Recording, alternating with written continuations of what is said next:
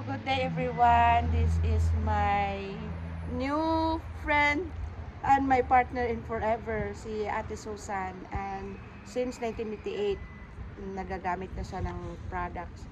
So, can you tell me your experience in a short story, Ate Susan? I'm so excited. Yeah, Forever Living Products is the best.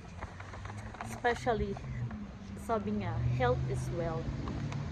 Then, we use for our family, especially.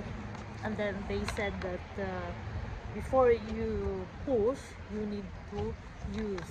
Use first, and then you can push it, and then share to the others.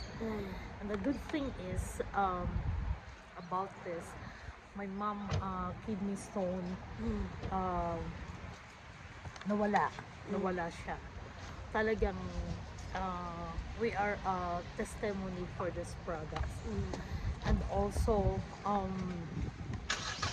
for especially for my work, I'm a workaholic.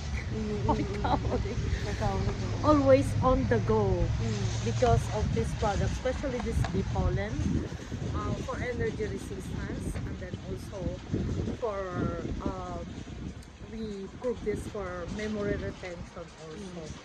And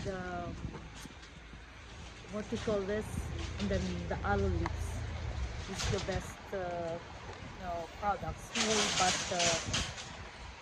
many uses, not only for the leaves but also for all the body. We can use it. Okay.